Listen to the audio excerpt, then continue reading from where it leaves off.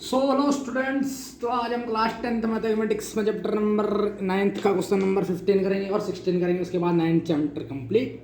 ठीक है, तो 15th क्वेश्चन देखते हैं, 15वां क्वेश्चन। तो क्या कह रहा है 15वां क्वेश्चन, ध्यान से देखते हैं। एक सीधा राजमार्ग एक मीनार के पास तक जाता है। राजमार्ग जो है, एक सीधा राजमार्ग जो मीनार के पास तक जाता है। राजमार्ग मतलब हाईवे, हाईवे का मतलब मेन रोड है ना। राजमार्ग उसी को तो बोलते हैं, मेन रोड को।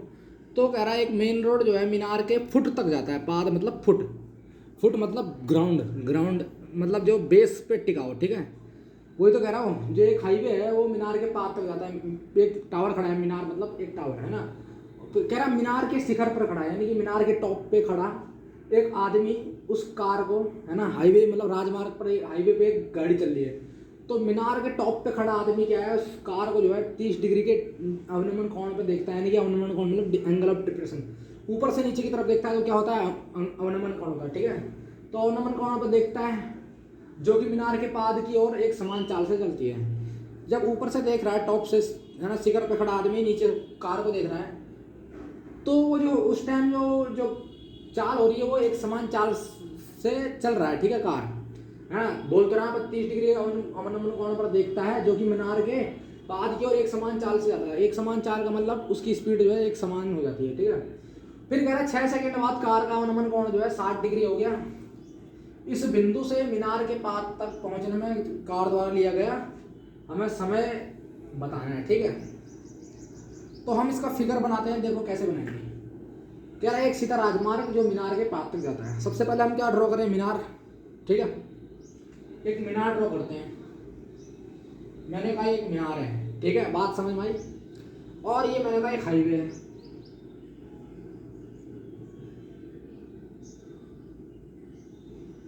ये क्या है, एक हाईवे।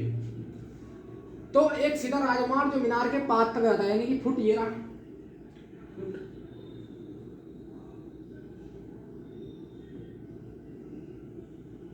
ए पॉइंट, बी पॉइंट, तो एक सीधा राजमार्ग एक मीनार के पाद तक जाता है। मीनार के शिखर पर खड़ा एक आदमी एक कार को 30 डिग्री के अवनमन कोण पर देखता है। तो इस पॉइंट फुट टॉप, फुट तो नीचे है, ये टावर है, ये भी टावर। भाई ए भी क्या है, मीनार है। मीनार को इंग्लिश में क्या कहते हैं, टावर। तो ए भी क्या है, टावर है। तो एक जो सीधा राजमार्ग है ये हाईवे है ना। राजमार्ग मीनार के फुट तक जाता है। ये सी पॉइंट मीनार के फुट तक जाता है, यानी कि मीनार के राजमार्ग जो है मीनार के पाद तक जाता है। तो मीनार के शिखर पर खड़ा एक आदमी एक कार को 30 डिग्री अवनमन कोण पर देखता है। इस टॉप पे खड़ा आदमी, यहाँ नीचे कार चल रही 30 डिग्री के कोण है ना, नीचे कार है। इस कार को जो आदमी है 30 डिग्री के अवनमन कोण पर देखता है ना। तो कितने एंगल पर देखता है, 30 डिग्री के अवनमन कोण पर देख रहा, कितना, 30 डिग्री।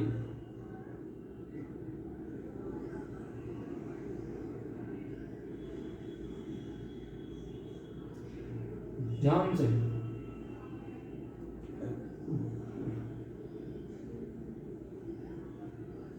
तीस डिग्री के अवनमन कोण पर देखता है। ठीक है, टॉप पॉइंट से 30 डिग्री के अवनमन कोण।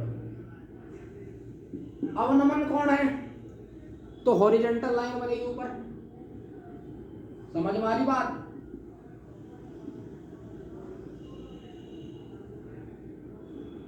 बात समझ में आ रही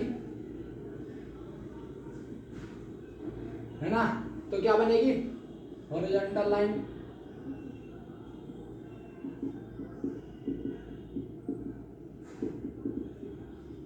है ना, क्या बनेगा, हॉरिजॉन्टल लाइन बनेगी। तो ये कितना होगा, 30 डिग्री होगा। ठीक है, बात समझ में आई। ये कितना होगा, 30 डिग्री होगा। जब ये 30 डिग्री होगा तो ये भी 30 डिग्री होगा। इतनी बात तो हमने समझ ली। एक सीधा राजमार्ग मीनार के पास हो जाता है और मीनार के शिखर पर खड़ा एक आदमी कार को 30 डिग्री के अवनमन कोण पे देखता है। तो 30 डिग्री का अवनमन कोण पे देख लिया तो 30 डिग्री यहाँ पे बन गया। और वो ना एक अंतर कोण है, ये 30 है तो ये भी 30 है। अब फिर क्या कह रहा है, जो कि मीनार की ओर एक समान चाल से आता है, तो है ना 30 डिग्री के अवनमन कोण पर देखता है जो कि मीनार की पाद की ओर एक समान चाल से आता है। 6 सेकंड बाद यहाँ से ABC, यहाँ से 6 सेकंड बाद, 6 सेकंड बाद, है ना, 6 सेकंड बाद मैंने इसे मान लिया डी पॉइंट, ठीक है। तो 6 सेकंड बाद कार का अवनमन कोण 60 डिग्री हो गया, ए से डी तक, ए से डी तक।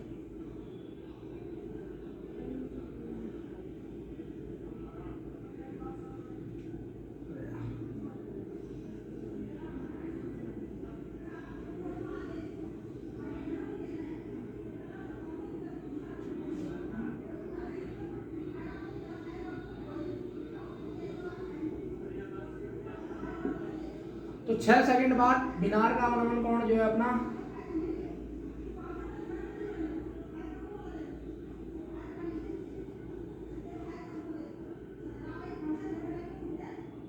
अवनमन कोण कितना हो गया 60 डिग्री हो गया, यानी कि यहाँ से लेके यहाँ तक कितना हो गया 60 डिग्री।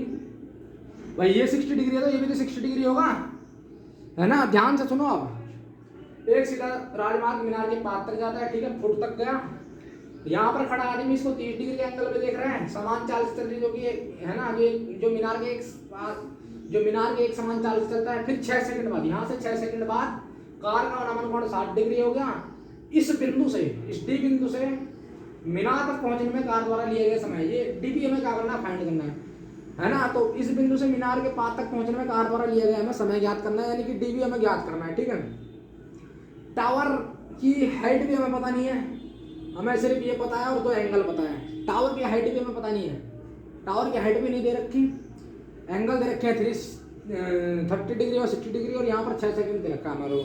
तो क्या करते हैं, ठीक है, तो करेंगे इसको, बहुत ध्यान से करेंगे।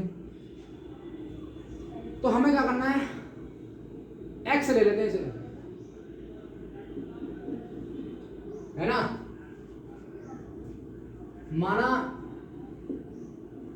क्या लिखेंगे, माना मीनार के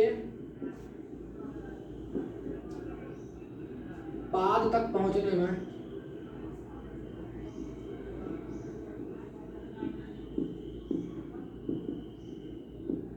लिया गया समय एक्स,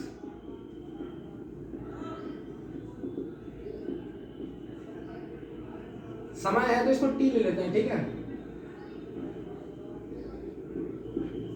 टी सेकंड ले लेंगे, ठीक है ना। तो अब हम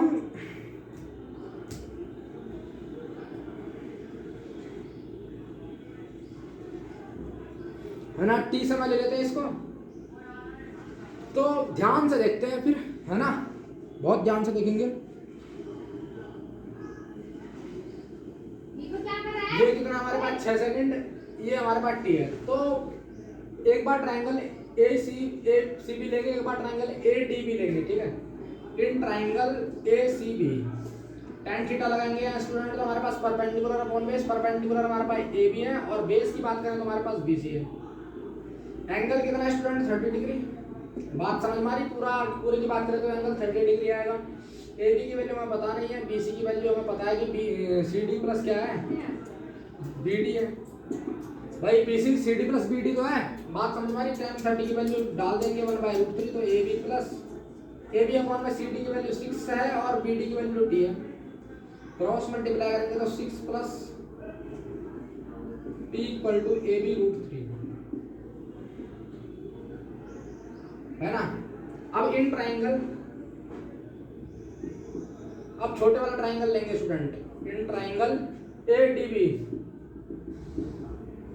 इन ट्राइंगल एडीबी में देखते हैं परपेंडिकुलर क्या है, एबी और बेस क्या हमारे पास डीबी है, तो tan थीटा लगाएंगे। परपेंडिकुलर और बेस पे हम क्या इंटरेस्टेड है, तो एबी क्या हो जाएगा हमारा, इस पे परपेंडिकुलर हो जाएगा, बेस हमारा बीडी हो जाएगा, डीबी लिख दो कोई दिक्कत नहीं है। और थीटा हमारे पास 60 डिग्री, तो tan 60 डिग्री इक्वल टू हमारे पास ए बी अपॉन में क्या हो जाएगा, बी डी यानी कि टी हो जाएगा। 60 की वैल्यू √3 होती है, तो ए बी अपॉन में टी, यानी कि ए बी की वैल्यू हमारे पास कितना है स्टूडेंट, टी √3। ए बी की वैल्यू हमारे पास क्या आया, टी √3 आ गया। ए बी की वैल्यू हमारे पास कितनी है स्टूडेंट, टी √3। ए बी का मान समीकरण 1 में रखेंगे, ये समीकरण 1 मान ली, तो लिखेंगे put the value. A B का मान क्या करेंगे, यहीं से देख लो, ये ए बी का मान जो है समीकरण 1 में लिखने पर, put the value of A be in equation first. तो आप हिंदी में लिख देना ए बी का मान समीकरण 1 में रखने पर, तो इसको इंग्लिश में कहते हैं put the value of A be in equation first. जैसे ही आप इक्वेशन 1 में ए बी की जगह t√3 रखेंगे तो हमारे पास देखते हैं क्या प्रभाव पड़ता है। t plus 6 plus T equal to हमारे पास ए बी √3 है ना, तो 6 प्लस टी इक्वल टू हमारे पास ए बी की वैल्यू क्या है t√3, ए बी की वैल्यू क्या है स्टूडेंट t√3 मल्टीप्लाई बाय √3, तो यानी कि 6 प्लस टी इक्वल टू हमारे पास कितना √3 इंटू √3 3 है ना। t को इधर ले जाएंगे तो 6 इज इक्वल टू हमारे पास 3t minus T, 3t minus T, तो 3t में से t गया तो हमारे पास क्या बचा 2t बचा, तो 2t बराबर हमारे पास कितना आ गया 6 आ गया। 2 से 6 को कैंसिल कर दो तो हमारे पास t कितना आ गया 3 सेकंड। तो इस बिंदु को मीनार के पास तक पहुंचने में जो समय लगेगा स्टूडेंट को कितना लगेगा 3 सेकंड, कितना 3 सेकंड, कितना लगा t बराबर कितना लगा 3 सेकंड लगेगा है ना। हमने dv निकालना था तो dv हमने t लेट किया था, तो हमने क्या करा इस बिंदु को मीनार के पास तक पहुंचने में कार द्वारा लिया गया समय हमारे पास क्या है 3 सेकंड है। ठीक है, इस तरह क्या हुआ ये क्वेश्चन पूरा कंप्लीट हो चुका है ना। तो time taken by car to travel from point C to D D to B कितना लगा 3 सेकंड। तो 3 सेकंड में जो है जो मीनार के पास तो कार द्वारा लिया गया समय जो है 3 सेकंड है ना।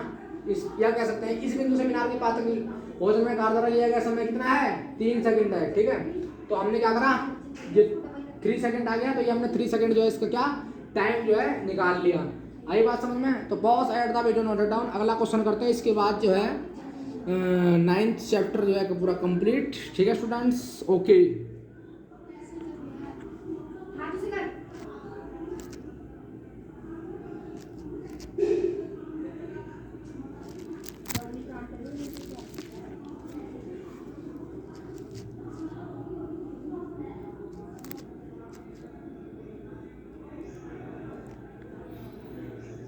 सो हेलो स्टूडेंट्स, तो क्वेश्चन नंबर 16 देखते हैं। बड़ा आसान है, लास्ट क्वेश्चन है चैप्टर का, उसके बाद चैप्टर कंप्लीट। तो मीनार के आधार से एक सरल रेखा में 4 मीटर और 9 मीटर की दूरी पर स्थित दो बिंदुओं से मीनार के शिखर का उन्नयन कोण पूरक कोण है। सिद्ध करो कि मीनार की ऊंचाई 6 मीटर है। कह रहा है एक मीनार है ना, मीनार ये रही, मीनार क्या है ये रही,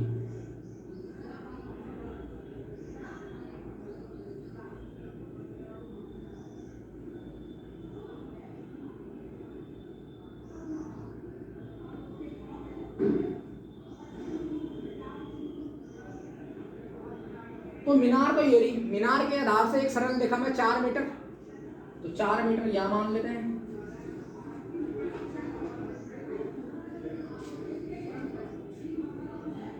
और 9 मीटर, 4 मीटर और 9 मीटर की दूरी पर स्थित दो बिंदुओं से मीनार के शिखर का उन्नयन कोण पूरक कोण। तो ए पॉइंट ये ले लेते हैं, बी पॉइंट ये ले लेते हैं, सी पॉइंट ले लेते हैं, डी पॉइंट ये ले लेते हैं। 9 मीटर की दूरी ये रही।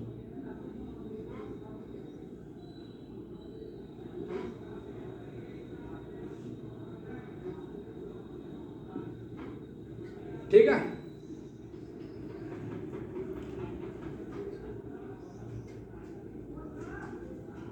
बात को समझो, बात को।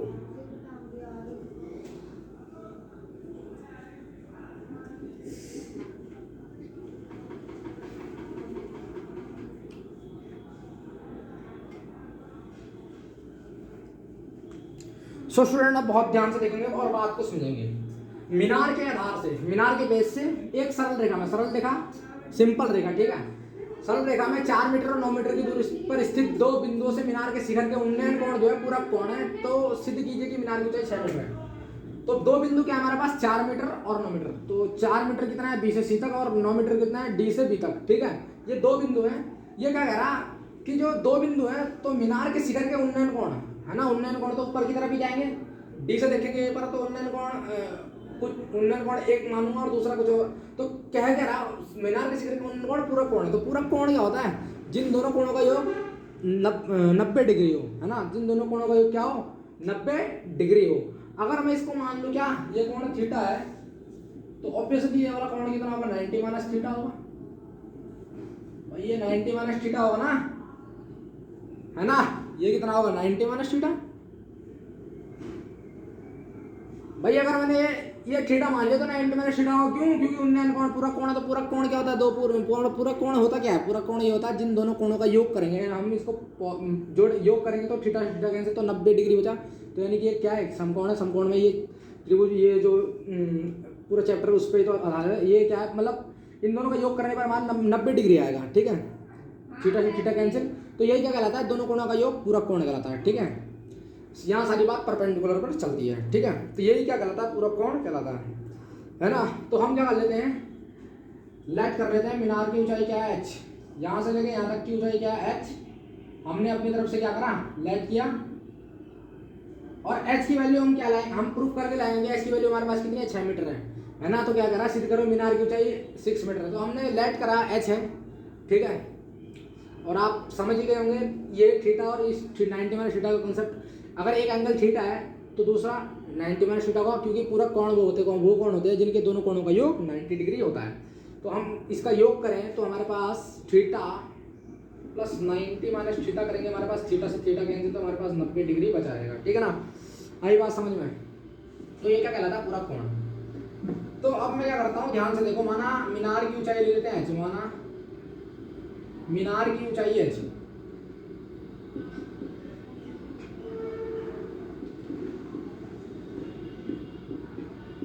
तो मीनार की ऊंचाई मैंने क्या करी स्टूडेंट, h मीटर ले ली। अब ले लेते हैं ट्राइंगल ADB, पूरे ट्राइंगल में ले रहा हूँ, A में ले रहा हूँ, D में ले रहा हूँ, B में ले रहा हूँ, है ना। ADB में ले रहा तो हमारे पास tan theta perpendicular upon base, यानी कि AB बाय DB। भाई AB परपेंडिकुलर हो गया, बेस क्या होगा, DB हो गया, सीधी बात है। तो tan थीटा, एंगल हमारे पास थीटा ही है, AB की वैल्यू h है, DB की वैल्यू 9, तो इसको इक्वेशन 1 मानते हैं। इन ट्राइंगल ACB, अब ACB की बात करें तो हमारे पास एंगल क्या है, tan 90 माइनस थीटा है। भाई इसमें तो थीटा था ना, इसमें क्या है 90 माइनस थीटा है। तो tan की बात चल रही तो परपेंडिकुलर अपॉन बेस, तो परपेंडिकुलर AB होगा, बेस क्या होगा, इसकी बात कर रहा हूँ सिर्फ, ACB की बात कर रहा हूँ, तो परपेंडिकुलर ये बेस ये परपेंडिकुलर हमारे पास स्टूडेंट AB, बेस हमारे पास क्या है BC। और आप जानते हो tan 90 minus theta should be equal to cot theta, अरे है ना। tan 90 माइनस थीटा क्या होता है, cot थीटा होता है। 8.3 पढ़ाएगी, तो AB की वैल्यू h, BC की वैल्यू 4, इक्वेशन नंबर 2। मैं क्या कर रहा है, इक्वेशन ध्यान से देखो, इक्वेशन 1 मल्टीप्लाई इक्वेशन 2, इक्वेशन 1 की मल्टीप्लाई इक्वेशन 2 से कर दो, यानी कि tan theta into cot theta बराबर h by 9 into h by 4।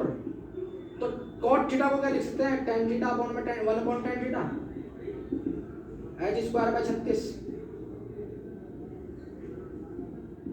भाई cot थीटा को 1 अपॉन tan थीटा लिख सकते हैं ना, tan थीटा से tan थीटा कैंसिल, तो 1 बराबर हमारे पास h स्क्वायर बाय 36। तो h square implies h square बराबर 36, यानी कि h बराबर क्या प्लस माइनस 6। तो हाइट क्या होगी, पॉजिटिव लेंगे, तो h क्या हो जाएगा, हाइट क्या लेंगे, पॉजिटिव लेंगे, ठीक है। हाइट क्या लेंगे, पॉजिटिव लेंगे, तो h बराबर कितना 6 मीटर। वैसे तो प्लस माइनस आती है, तो हाइट क्या लेंगे, पॉजिटिव लेंगे, तो h बराबर कितना आ जाएगा 6 मीटर। तो यही क्या करना था, मैं प्रूफ करना था, हेंस, है ना। तो h बराबर क्या होता है, प्लस माइनस 6 होगा, तो हम हाइट क्या ले लेंगे, पॉजिटिव लेंगे, ठीक है ना। तो इसको मिटा देते हैं, तो h बराबर क्या आ गया 6 मीटर, यानी कि मीनार की ऊंचाई क्या करनी थी, मैं 6 मीटर से करनी थी, तो वो 6 मीटर ही आ गई, ठीक है। हैंड्स प्रूफ हो गया, ठीक है। तो मिलते हैं अपने नेक्स्ट लेक्चर में, यानी नेक्स्ट चैप्टर में मिलेंगे, ठीक है। तो अगर वीडियो पसंद आई तो लाइक कीजिए, चैनल को सब्सक्राइब कीजिए और बेल आइकन प्रेस कीजिए। Thank you students.